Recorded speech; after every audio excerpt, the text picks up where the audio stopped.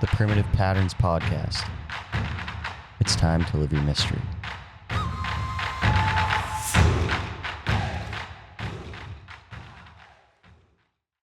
All right, we're excited to be here on another episode of the Primitive Patterns Podcast. Today we have Dave from Physiology First. Super excited to have him as a guest. We've been following along kind of his organization, what he started from the start, and it's been amazing to see the growth. So I guess, Dave, the first thing I'll have you do is just introduce yourself, your mission, what you're doing, how it all started, and where you're currently at. Man, that's a big opener. I love you guys. I absolutely am so grateful to be on with you. One of the things I love the most is when we can think about how to leverage modern technologies and not be leveraged by them. So when we first got an Instagram, it was to connect with people like yourself and build things. It wasn't to become influencers, it was to become innovators and to actually build a movement that reshapes health and human potential in a demonstrable way. So I love what you're doing. I'm grateful to be here with you. And one of my greatest joys is getting to be face-to-face, voice-to-voice, heart-to-heart, and not just a sea of emojis. So thank you both for having me on today. Our pleasure, man. Thank you. It goes both ways on everything you just said there. Yes, sir. 100%. So in terms of where the journey started, it probably started with me getting kicked out of school at 14, which was one of the greatest blessings of my life because I didn't go through that entire process that has caused, I think, so many issues in our society that we're now seeing second-order consequences from. If we want to think about the greatest skill that this species has, it's the ability to learn. That is what keeps us at the cutting edge of evolution. That is our most powerful tool. And a fundamental question I've asked myself, because I took a very different educational journey, is what would be the benefit societally and personally if we started the learning journey by learning about ourselves? What if instead of learning about every other damn thing in the world, we learned about our physiology, our brain, our mind, and we learned from the best people in the course of human history to study these subjects? So I really was sort of raised in the bookstores of New Jersey because I didn't have a school infrastructure to learn from poets and philosophers and thinkers and disruptors and entrepreneurs and writers who just set my heart on fire. It was the exact opposite of the educational system that I exited. And I thought, man, this is what learning should be like. It should be a fiery, just an inferno of passion and curiosity and excitement to self-develop. And I think I took that mentality, that learning mentality, into what was my first introduction to physical training was through Brazilian Jiu-Jitsu. And it was on the back end of years of experiencing my own health decline with no health infrastructure accessible to me or other young people in the community. And so all of us were out there just chain smoking Newport cigarettes, just drowning ourselves in malt liquor. And everybody felt like shit, as you should when your physiology is falling apart. And when I first got thrown in, and I mean thrown in, like a friend dragged me to this Brazilian Jiu-Jitsu gym and said, dude, if you don't do something different, you're gonna, it's not gonna be a positive outcome. Come with me. And meet a tribe of people who are leveling each other up. And meet a tribe of people who are helping each other get better every day.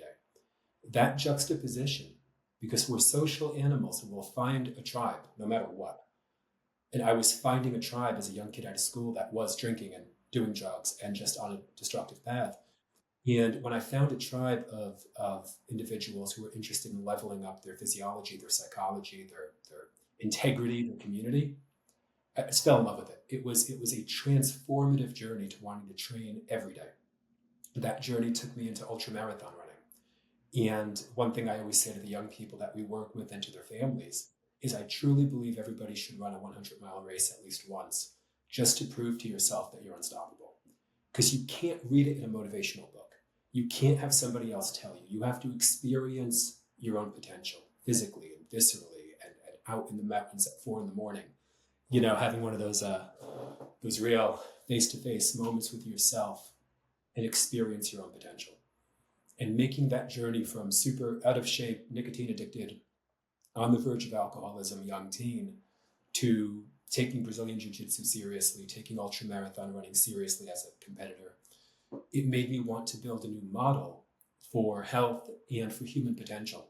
And the reason that we use those terms, we're very deliberate about language. I think it's maybe the most important skill of our century, because language is how we express the essence of what we're thinking and feeling.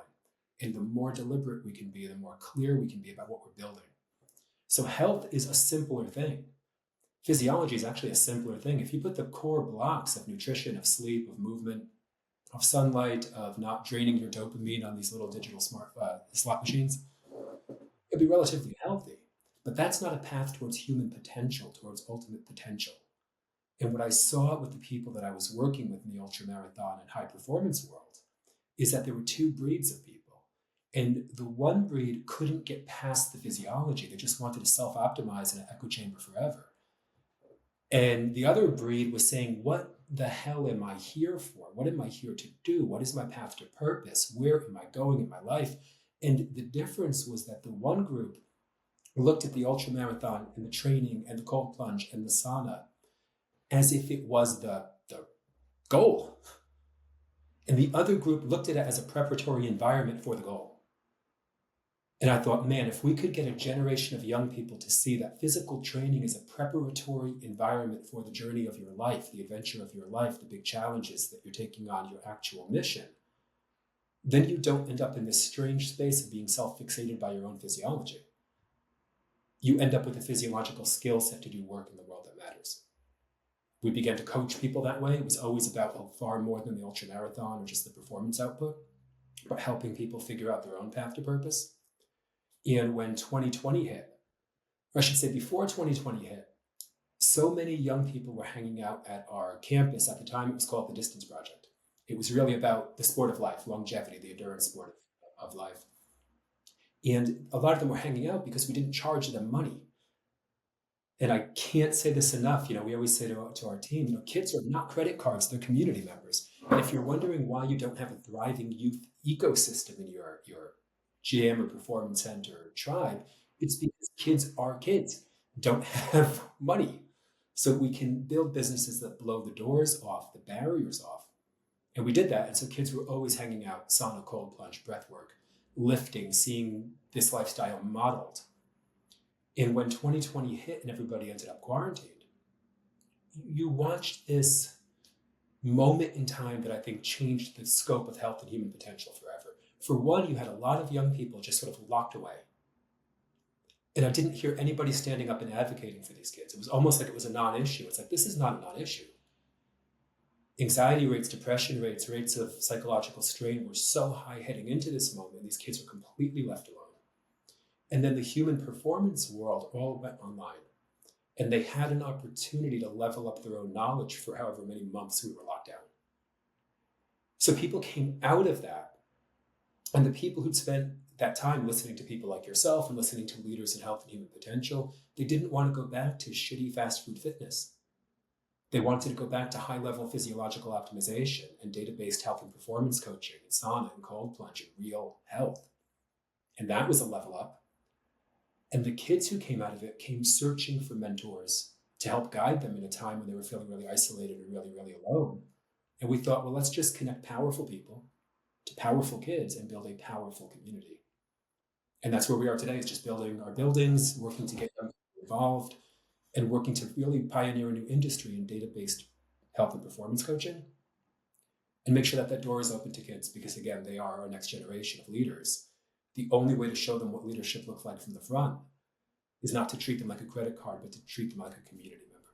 That's absolutely unreal. And I will say that that is something that's always made me really passionate about following your journey and seeing what you're doing, because kids are the future. And if they don't get the skill set and the tools that you just went over, we're going to have an entire generation of people that don't speak the language of physiology. And that's going to bleed into every aspect of our culture, of our world.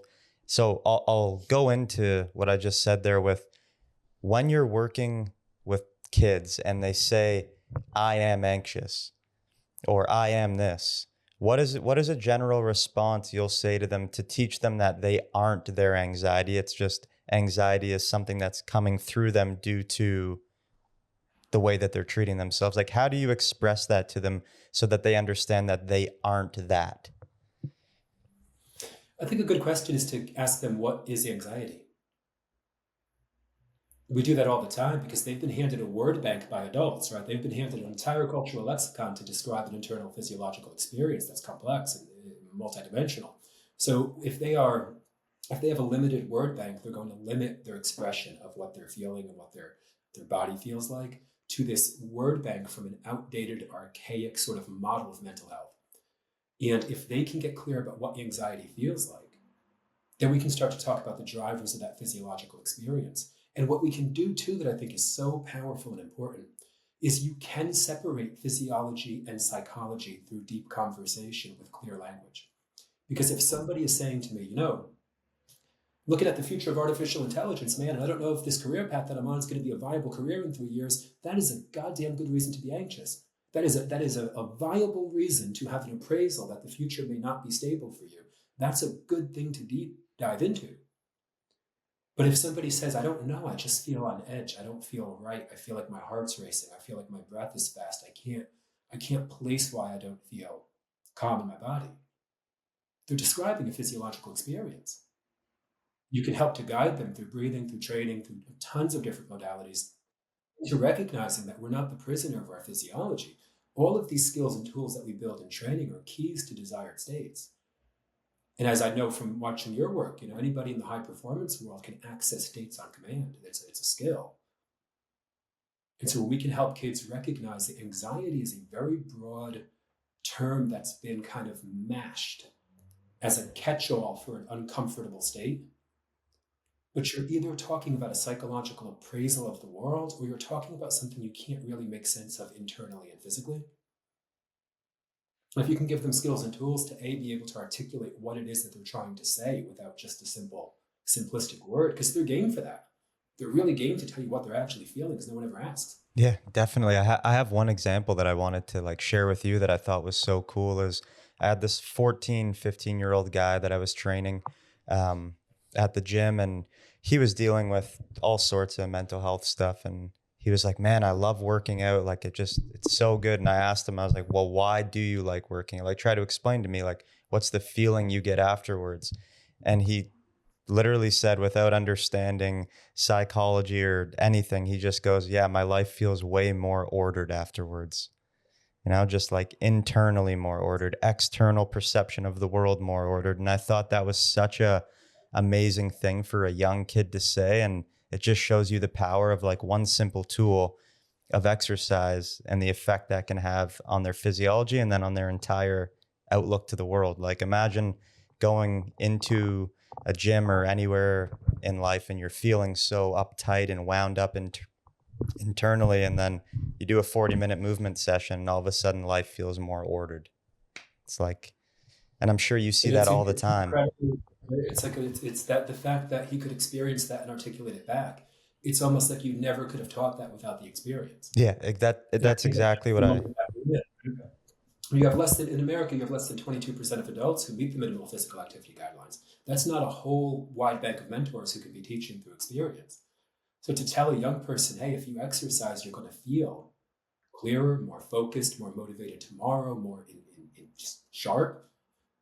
There's no way to teach that without experience. They have to be able to come to you like exactly what you did, and be able to say, wow, since working with you, since doing this, I feel. And I think we have a generation right now where so many people who are medicalizing and pathologizing physiology are trying to tell kids how they should feel instead of giving them experiences that they can feel and then listening to what they say. Yeah. Yeah. I mean, like you said, it's providing people, especially the youth, with tools that they need to be able to get themselves out of states or put themselves into states. Like you said, and we talk about it all the time, in reality, it is very simple. You need to move your body, you need to get sunlight, you need to eat well, you need to sleep well, you need to drink high quality water. But it's crazy how far removed our generation and past generations have gotten from that. And now for the youth, it's like an uphill battle where if we don't have professionals or people that just truly care about the youth and helping guide them into better health, it is well, where do they go from here? Because like you said, if they were locked in their houses for 3-4 years during COVID, and then they get out of it and they're feeling certain ways and people are trying to label them with certain disorders like anxiety or depression, it's well, no shit, they're feeling that way. Look at their lifestyle, look at the people guiding their lifestyle and what they've been through. So even me as a 29-year-old guy, I was at home for the holidays and I ate my body weight in sugar and barely went outside. And after 4 days, I felt like absolute shit. I felt anxious. I felt like way off center. And that's some like as myself, I have the skill, I have the knowledge, and I can even, of course, anyone, we all can put myself into a state where I feel this like really inner angst and I understand what it is. I couldn't imagine being a 15 or 16-year-old and you've looked at your phone all day, you've eaten a bunch of sugar, you haven't gotten sunlight, and you have this crazy internal feeling, but you have no way of understanding what it is or why it's happening. And then you have an entire industry of people who sell self-limitations to kids. And I think that we as a health and performance movement need to be more vocal about that. I think that we need to understand that there's a set of market dynamics at play right now. And it's like, if you don't think the people selling self-limitations to kids and putting them on medication with no education in their physiology are not a competitive market force, oh, they definitely are. And when I look at 1/4 of the kids in our community in Maine being diagnosed with disorders without a single point of health data, there's nothing there. That is an opportunity not to point fingers and not to play the blame game. It's an opportunity to level up and step in the heavyweight arena, because the heavyweight arena is health. And I think that when the so-called fitness movement recognizes that you can punch below your weight and argue about the minutia of shit that just does not matter on any fundamental level on Instagram forever, or you can put on the heavyweight gloves, step in the heavyweight ring, and change the future of healthcare. Then what you can do is you can recognize that parents are looking for a new paradigm. And one of the paradigms in modern psychology that's happening, and this is interesting, is you have a lot of people in the psychological industry who recognize that they need to update their processes for the current century. They're also self-critical about using manuals written in the mid 1900s to diagnose kids in 2024 with anxiety or depression or ADHD, right? They understand it's a very limited appraisal system. Their challenge is building a new classification system. And what we're saying is that's not their job, because we're talking about physiology, not psychology, as the foundation for biological systems to thrive. And when there are 5 obvious areas for optimization that you haven't looked at any one of, then it would be incredibly cynical to think that a child who's not sleeping, not eating, not moving, living on venti frappuccinos, and again is dopamine depleted from the game that they're hooked on, has a fundamental disorder. A much more optimistic appraisal is they have a human body, and a human body responds to that stimulus in that environment in this way, not because it's a disorder, but that's the order of physiology. Yeah. So it's those of us who specialize in physiology and do data-based healthcare assessments and bring an entire data set to the table on things that are foundational to psychological well-being. Then we can realize that physiology is the foundation, but it's not the house. Mm. And that is, I think, what gets missed. The house, the scaffolding is goals, goal clarity, purpose, mission, community, tribe. The foundation is physiology. Yeah. And we really can help build a whole new industry that teaches kids about the foundation of their physiology first. And that was our goal, building And organization. one question off of that, what are the typical, like, just for the audience so that they can understand, or even if they have a kid, they can go get some things looked at, like, what are the physiological markers that you guys look at as like foundational to the physiological health of anyone? It doesn't matter if they're a kid or not, but what are you looking at there? And, we're trying to tackle sleep wherever we can. Sleep is a hard one, harder more than ever, because we're living in a digital carnival. We've never been in a state where every artificial light is beaming in our eyes, and then our phone is sending light into our eyes while attracting us with every notification and everything designed to keep us awake. Because an awake user is somebody still using the platform, right? The only time that we're not on Instagram or Twitter or anything is when we're sleeping. So it really, really is a skill to teach sleep in the 21st century. But I think that if you can get young people to recognize that sleep is the skill of the 21st century, it's where we put our brain and body back together. It's where we consolidate what we've learned yesterday, make sense of it, and take our new selves into tomorrow. Then sleep becomes this prime mover, even if all that you've done is create an appetite for curiosity.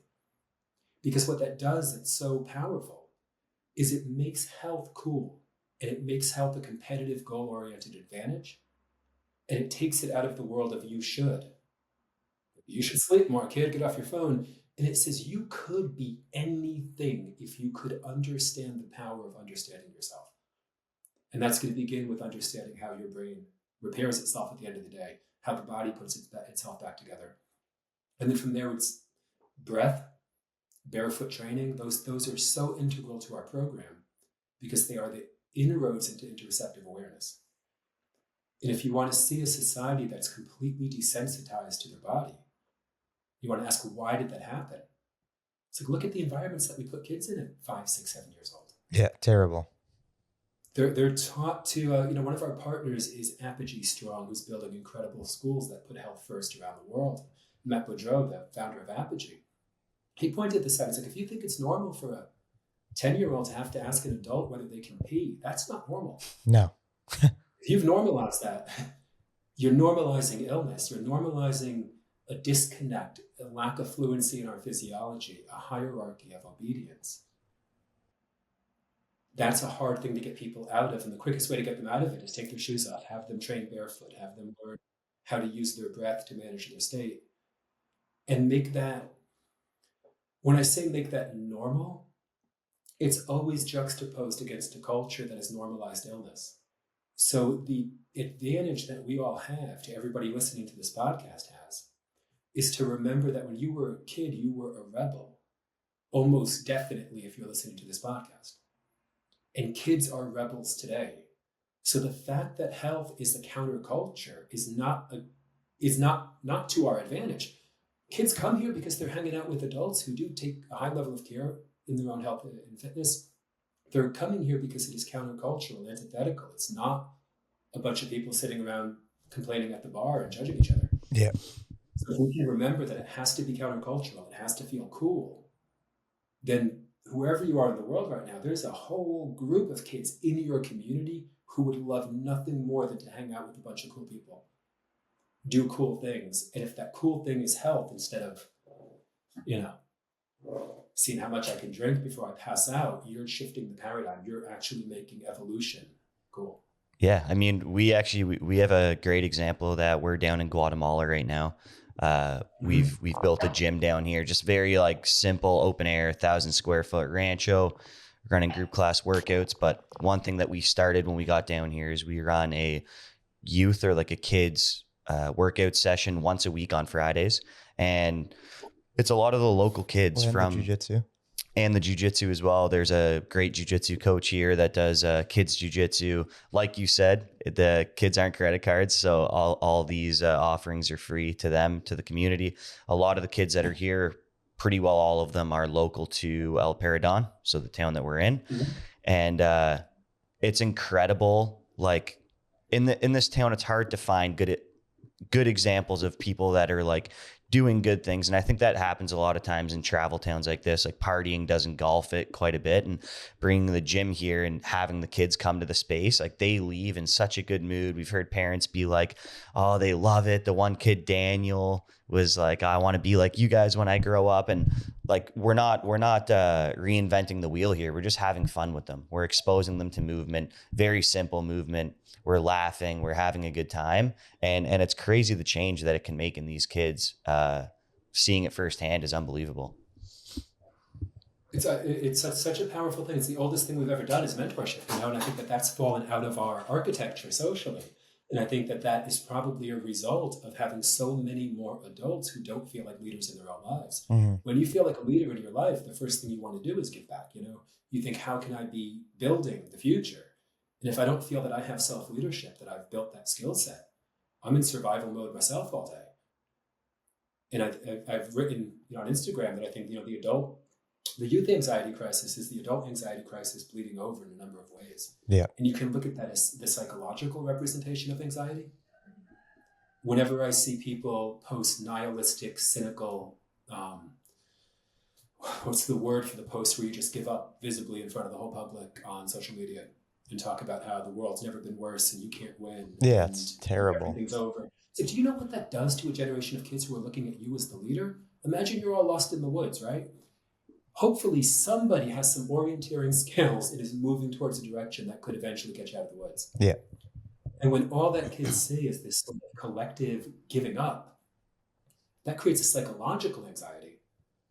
And then when they see it normalized to glamorize exhaustion, to think that people are crazy for wanting to upgrade their brain and body, for lifting weights, for doing cold plunging, for sauna, for movement, you've normalized this anxious state. And it doesn't take much to do, it's powerful work, but just as you said, it's simple enough to get kids around inspired, fired up adults. And their whole paradigm for adulthood changes. They go, I want to be like you guys. Yeah. You just guys nailed it, because you're giving them an image, a vision for the future that's worth orienting towards. 100%. And that is everything about forward ambulation. It's the opposite of that, is to sit still in inertia, in anxiety, to go nowhere forever. Yeah. And what you're doing is saying, I want to be like them. I want to model them. I want to be running a campus like this one day. I want to be strong in body and mind and presence. There's nothing more disruptive than that. There's nothing more inspiring. Even when I look at my own life, I think of like my dad, luckily, was a great role model to me. But then also there were a lot of people like that I would read their books or listen to their podcasts or watch them on YouTube. And it's like some of these men that I don't even know became extreme mentors to my life, like beyond words.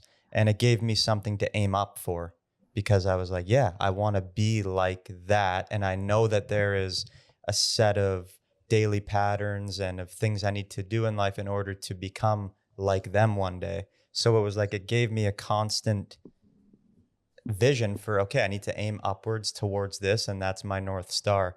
And I feel like if you don't have that as a kid, like you're going to just be lost in the chaos of life. I love everything you just said, and I love the idea of aiming upward and a North Star, because we've come into a cultural moment where you've almost made ambition uncool, inspiration uncool, health uncool. And I can tell you from firsthand experience working with teens for years the devastating effect that has on them. We have a policy at our campus where, if you make excuses, you can excuse yourself. Like, there's no room.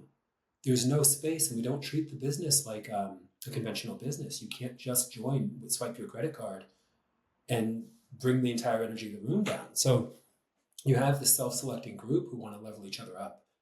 And when you can, as you pointed out, when you can get a generation of young people to see aiming to the highest potential, because there's only one recurring story through all of the stories in history that tell us where to aim. And it's like every single story. I always tell kids, like, if you want to know how to be in the world, watch The Lion King and do what Simba does, because that's actually what you should do. And Simba didn't just stay in the cave scrolling and saying that everybody else sucked. He went on a hero's journey, a manifestation journey, took on big challenges, went through a maturation process. And that's just an archetypal story as to what you should do if you want to not be a child forever, if you want to manifest in any way. And when we can remind young people that what we have the advantage of in 2025 is the depth of thinking and analysis from the world's greatest analysts of every element of the human experience. And I've not heard one say, what you should do is probably hide under your bed with your phone and tell everybody else how stupid they are, because that is going to be the path to your highest, utmost potential. When we can reverse that narrative and say, every great thinker has said the same thing, which is, you have to aim to that next mountain, because it's about who you become on the journey from this peak to that peak that will prepare you for that summit. And when you get to the summit, you won't find that life is a pleasant nap on a summit top. It's another summit. Yeah. And if you can remind kids that, man, you create this inspiration. You don't create anything. You unlock this inspiration in them that they've been suppressing, because culturally it isn't cool to be inspired. Like, that's the worst thing you can do to a generation. So I love that you guys are just rewriting that narrative of potential for so many kids. Yeah. And I mean, if your physiology is off at its foundation as a child, good luck feeling the confidence or the desire to take that leap and take that chance and climb that mountain, potentially hit that peak, or potentially not and fail. But being able to use that failure, if your body and mind are in the right state, to use it as like a sense of growth. We've all experienced failure. It doesn't feel great in the moment, but it does make you more resilient. However, in saying that, if your physiology is completely out of whack and you don't feel good about yourself internally, then for you to even attempt to take that leap is going to be near impossible.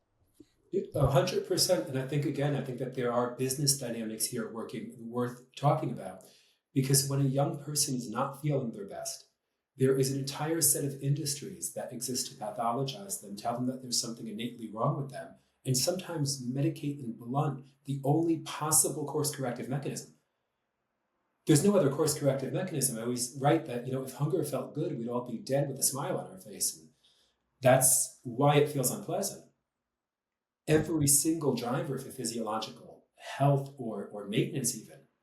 That's why it doesn't feel particularly amazing to have to pee very badly, right? Otherwise, you would just pee in your pants. Like, there's a reason that things feel unpleasant, and there are course corrective drivers to urge you to take either an action based on pure maintenance of state, like I need to eat some food, or the elevation of state and the elevation of self. And if we suppress the mechanism, it's almost like tearing a fire alarm off the wall or smoke alarm off the wall because it's inconvenient when the house is on fire. Yeah.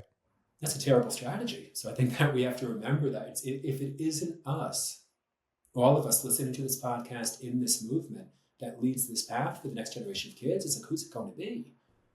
Yeah. And what we need to. if you're led to somebody who medicalizes, pathologizes, and completely warps their perception of self? They're going to then be dealing with all of the health issues that were in place, the lack of clarity issues that were in place, the lack of focus and mentorship issues that were in place, with the additional baggage of a diagnosis from a book from another century. Yeah, that's not it makes zero sense. So it's like we can absolutely disrupt, reinvent, and reignite a fire in the lives of kids and their soul by just being soulful ourselves and remembering that it's our work to do, and it's amazing work. Yeah. And just one more example, because like as you talk, things just keep popping into my head. But there's been so many times at our gym where I've had a parent say like, "Oh, my kid is really anxious," and let's say their physiology is actually intact, like they're doing all the right things, and then you start digging a little deeper with the parent, and it's like they're about to do their first ever driving test. They got 3 exams, and they just broke up with their grade 10 girlfriend. It's Right. like being able to just express to that kid, like, the fact that you feel anxious right now is totally normal and totally fine. Like, you have opportunity, you have things that are a little bit out of order, and it's all driving you to actually make change, to study for that test, to deal with the emotional stuff. Like, just explaining to them, hey, guess what? It's okay to feel like that. In fact, it's probably a good thing you feel like that. We just need to reinterpret it. That reinterpretation is so critical, because we may be so societally dehumanized that we're embarrassed of our humanness.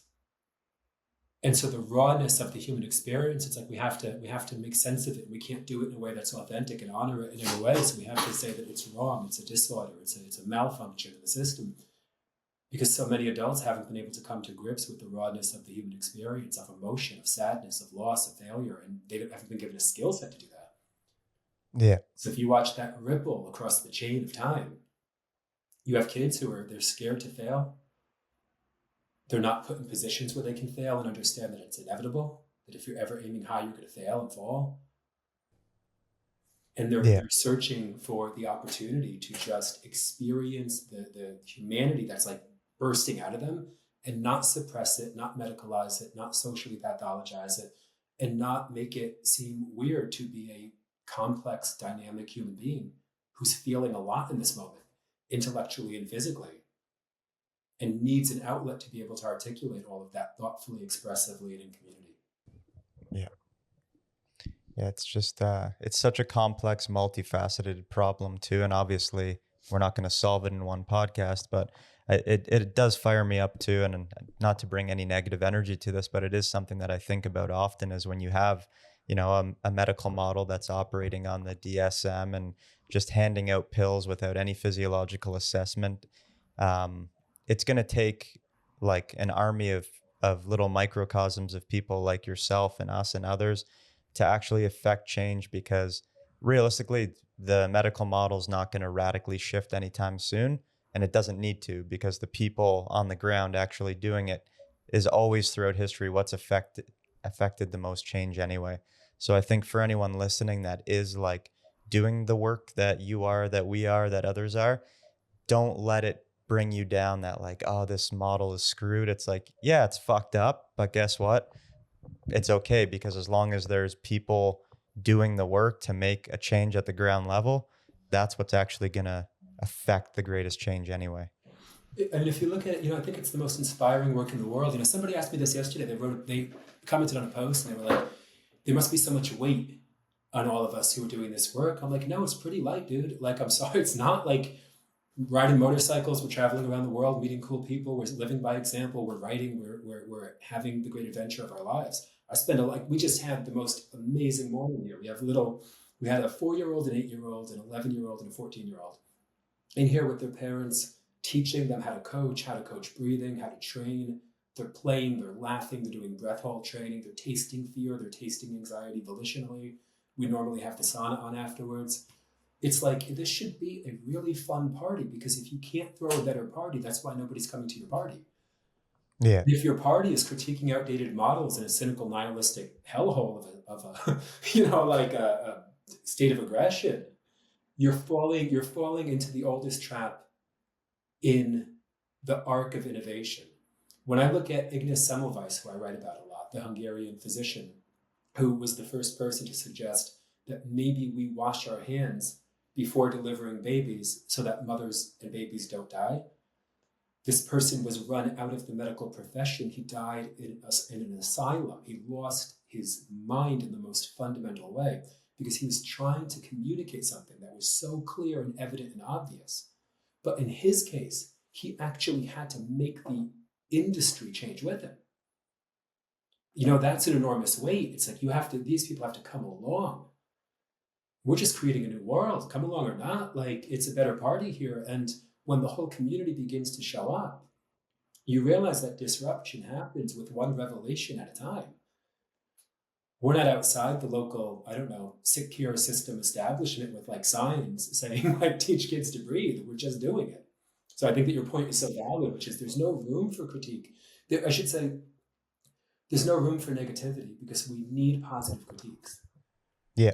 I feel like we're in a moment on social media, and I would love to know what you guys think about this, where so many people begin to make social media their revenue stream.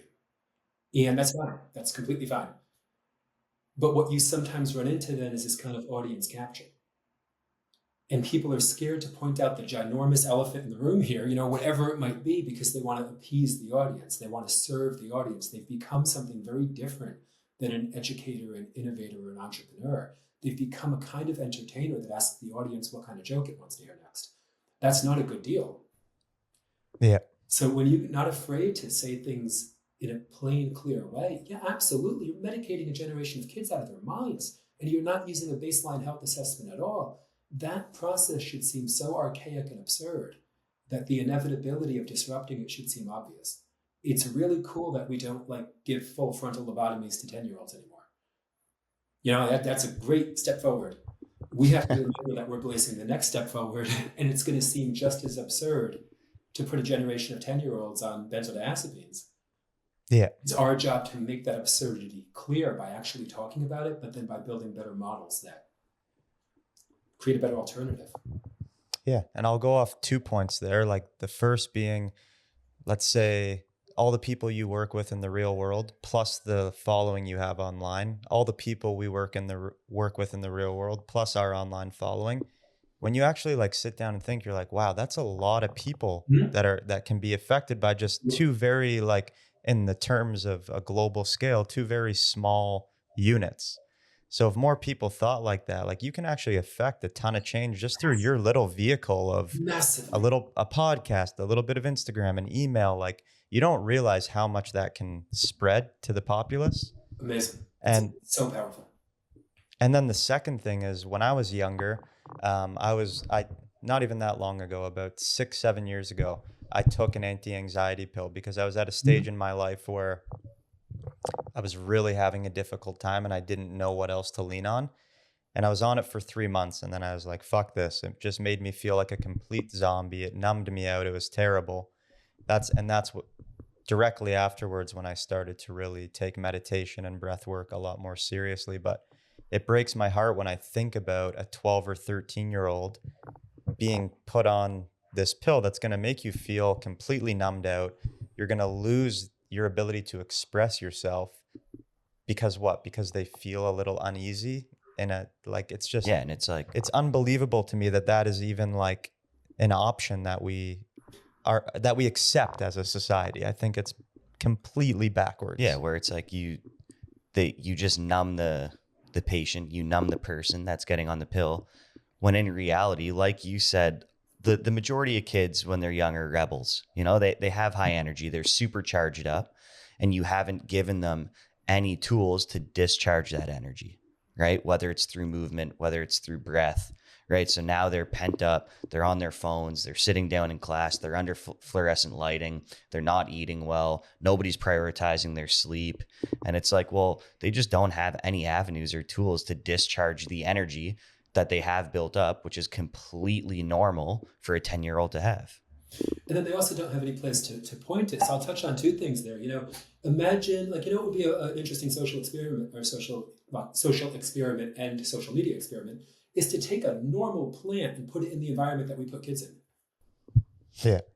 Take a plant and make it go to school and watch it just sit and wither under these fluorescent lights with no nutrients, with no sunlight. Like, we know what would happen. We know that if you took a pet, we kind of have an idea that taking care of a pet has a protocol associated with it. You don't feed it Fruit Loops and whiskey, right? It's obvious that it wouldn't be a disordered cat if you didn't feed it cat food and do the things that's necessary for the biological system of a cat. We understand this in every domain but ours.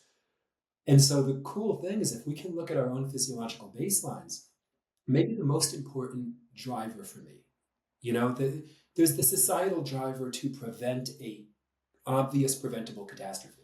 But that's not the highest aim. Putting out a fire is not building a city, right? They're just different.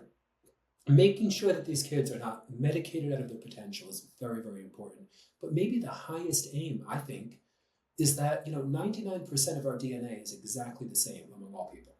Exactly the same, every one of us. And less than 1% is what makes us an individual. And by the nature of that, it makes us an individual. We're not all the same. This driver towards a homogeny, this driver towards a norm that doesn't exist, will rob us of the next generation of thinkers, innovators, poets, geniuses. These kids that are different because they're embodying individuality. They're going to be the ones who change the world. And maybe the biggest thing we can avoid is not drugging our future geniuses because we don't understand basic physiology. Yeah. If we thought about an optimal thriving society, right, we would imagine that it would have a multitude of skill sets that were integral. And that the person who got up to go, hunt every day wasn't better than the person who sat and analyzed how to optimally hunt. It's not a value judgment. They all brought the essence of their individuality to the art of living. And the one thing I share with kids is, if I've come to one realization in 10 years of coaching and in a few decades, or four decades of being on this planet, it's that the art to living and creating a good life is the ability to manifest the essence of your individuality through the art of living. If you look at anybody thriving, just in flow, I saw one of the best concerts of my life recently. It blew me away at the highest level. I said, that person's doing what they're here to do. And if you took them and stuck them in the back office and made them an accountant or something, no disrespect to the people who thrive in that domain, right? But this person would wither. And it's because they weren't expressing the essence of their individuality through the art. So our job is to look at all these young kids imbued with genius and individuality and not say, stop, that's different. To say your difference is your power. And if all of you are not interested in the same thing in a classroom, it's not because you have a disorder and should be on amphetamines. It's because you're a powerful individual with something to offer this world. Imagine a future where every kid knew that. Yeah. That's the future we're working to build. Yeah, and that is just such a true and beautiful statement, because that is the essence of life, is finding your flow, the thing that only you can do and that you're going to do at a really high level and that no one else, or obviously other people, can do, but it's your nature. And if you don't express your own nature, I think that is another whole conversation, but that's like the real death of your soul, or, it's just the point where you lose all meaning and you just really do become this zombie like existence because you've denied yourself your true nature. Imagine that. I mean, you could ask an alternative question, right? Which is that if we were to deny the essence of who we are and why we're here, should that denial feel good or bad? Evolutionarily and physiologically and psychologically, we could assume it should feel bad because that Hmm. the urge to be more than you are today would be an urge that was unpleasant, right? And so all of the things that we're labeling with disorders in kids is because we don't understand the path to human potential. We should feel an internal kind of striving, a kind of desire for the expression of something we've not yet expressed. Otherwise, we would have no driver to ever move forward ever. Yeah. And when you call that driver a disorder, it's almost like that's a great way to derail the entire train of human potential. So we have to get young people to tune into that desire and not to tap out of it, not to say I need to do breathing exercises till it isn't there, but to separate the basic physiology, get into a foundationally resonant state, and then say, okay, if I still feel like there are internal drivers urging me towards something, maybe that's called intuition, and maybe we should listen because it's the guiding voice of what we can be in the world. And kids are waiting for someone to tell them you can listen to that voice and you can be what it is that you're here to be. Like that's not only okay, it is necessary for you. Hey, well, yeah, I think that's like Luke said, beautiful message for people to hear, and just understanding that, your difference, what makes you different, is also what's probably going to make you successful, and understanding that, and also just having people, peers around you, and people that you look up to, being able to express that to you as well. Like it's okay to feel different. It's okay to have the energy that you do, to feel rambunctious, whatever it is. That's the thing that's going to make you successful, if you're allowed the opportunity to just express that and flow with that, as you go through the school system or as you age. But we appreciate all the work you do. We don't want to keep too much of your time. We know you're a busy guy, but for anybody that's listening to this podcast, would you just be able to point them in the direction of, whether it's your social media, where they can find you, where they can listen to more of what you're all about? We're pretty active on Instagram at Physiology First.